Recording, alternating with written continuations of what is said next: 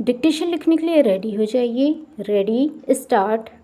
सभापति महोदय, स्त्री के शोषण से उद्वेलित और उसके आर्थिक तथा सामाजिक हितों की रक्षा में सभी लोग आज यह मानकर चल रहे हैं कि भारतीय स्त्री के चारों ओर यदि कानून का ऊंचा घेरा डाल दिया जाए तो वह बहुत कुछ सीमा तक शोषण से मुक्त तथा सुरक्षित हो जाएगी। यकीनन कानून की सत्ता के प्रति इनकी गहरी आस्था यह संकेत देती है कि अनेक कानूनी अधिकारों से वंचित होने के कारण ही भारतीय स्त्री उत्पीड़ित और शोषित है। इनके पास उनकी बहुत सी समस्याओं का सीधा साधा समाधान है। कानून के रामबाड़ों का निर्माण। इन रामबाड़ों के हाथ में आते ही भारतीय स्त्री सबल और सक्षम हो जाएगी। कानून की शक्ति के प्रति इनका विश्वास इस तथ्य के बावजूद भी है कि अब तक जितने कानून बने हैं यथार्थ और व्यवहार के धरातल पर आमतौर से काठ की तलवार ही साबित हुए हैं। काठ की तलवार तभी तक भयभीत कर सकती है जब तक उसे दूर से चमकाया जाता है या उसे आजमाया नहीं जाता। इसके भरोसे जो स्त्री संघर्ष में विजयी होने का स्वप्न देखती है उसे यह स्वप्न बहुत महंगा पड़ता है।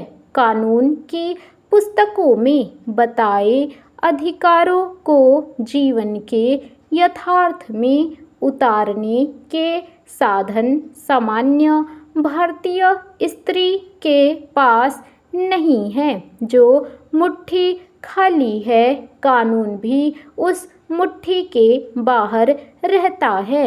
इसके साथ समय और शिक्षा का अभाव और जुड़ जाता है। भारतीय स्त्री की लाचारी मूलतः साधनों की लाचारी है।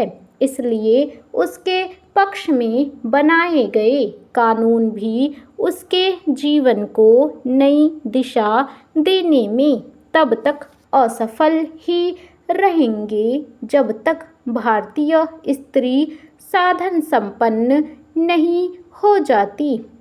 शोषण के कई मामले ऐसे भी हैं जिनसे भिड़ने का रास्ता कानून के पास भी नहीं है। अविवाहित स्त्री का परिवार द्वारा सम्मिलित शोषण इस प्रकार के शोषण का सबसे अप्रिय उदाहरण है। दिलचस्प बात यह है कि इसमें शोषण पुरुष समुदाय के साथ साथ स्त्री का योगदान लगभग बराबर का ही होता है।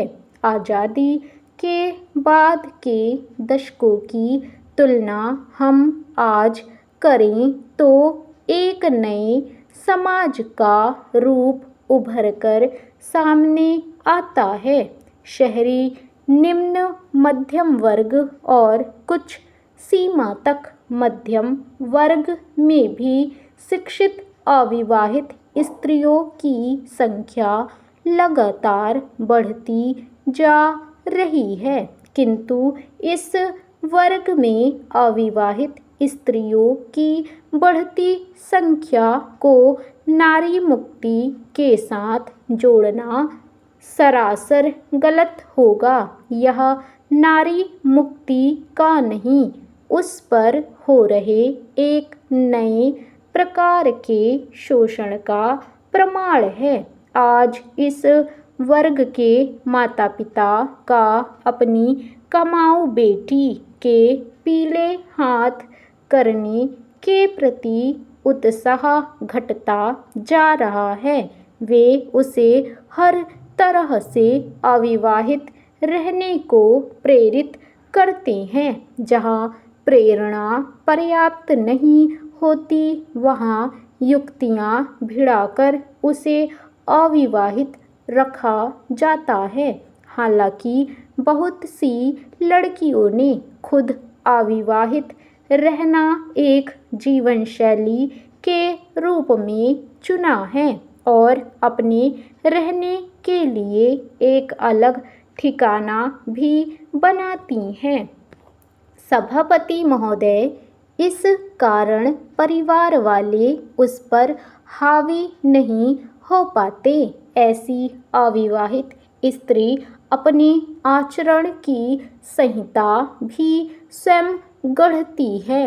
यहाँ केवल उन अविवाहित स्त्रियों की ओर संकेत किया जा रहा है जिनको परिवार ने किसी स्वार्थवश किसी भी प्रकार के जीवन का चुनाव करने का अवसर नहीं दिया है, जो माँ बाप द्वारा तय किए गए जीवन को ही जीने को मजबूर हैं। बहुत से अभिभावक सामाजिक रूप से काफ़ी प्रगतिशील हो गए हैं। उन्हें यह स्वीकार नहीं है कि धन कमाने वाली बेटी को पराया धन मानकर किसी पराये के साथ घर से विदा कर दिया जाए।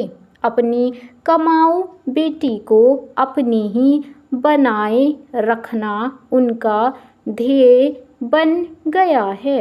इस ध्येय तक पहुँचने के लिए वे प्रशंसा बाड़ों का सहारा भी लेते हैं। वैसे तो सब नालायक हैं, पर बेटी बहुत जिम्मेदार है, हमें अकेला छोड़ने को तैयार नहीं है। इसलिए शादी का नाम लेते ही गुस्सा हो जाती है। हमारी बेटी तो बेटों से बढ़कर है, सारा उसी पर टिका है। जिम्मेदार होने का आला खिताब पाने के बाद बेटी का तन मन धन से माता पिता की सेवा में समर्पित हो जाना स्वाभाविक है। इसमें उसे नैतिक रूप से भाइयों से आगे निकल जाने का मानसिक संतोष भी मिलता है। प्रशंसात्मक ऐसे जुमले वास्तव में एक मनोवैज्ञानिक अस्त्र का काम करते हैं। अपनी हर आज्ञा मनवाने वाले माता पिता बेटी के जीवन के अहम प्रश्न पर उसकी तथाकथित इच्छा के आगे नतमस्तक हो जाते हैं। बेटी की ऐसी इच्छा में उन्हें विद्रोह की गंध नहीं आती, अतः ऐसे में किसी प्रतिवाद या भर्त्सना का प्रश्न भी नहीं उठता है। इस विद्रोह को जग जाहिर करके वे एक गहरे गौरव का अनुभव करते हैं। अविवाहित स्त्री को स्वीकार करके बेटी अपने शरीर के नकार को भी स्वीकार कर लेती है। भारतीय परंपरा में शरीर के नकार का ऊंचा स्थान है। शरीर का यही नकार संतों की सबसे बड़ी पहचान है। संतों का अनुसरण करके बेटी माँ बाप का यश बढ़ा देती है। विवाह के लिए बेटी की अनिच्छा के सार्वजनिक प्रचार के पीछे एक विशेष उद्देश्य छिपा रहता है। माता पिता का अपनी सार्वजनिक आलोचना से बचाव।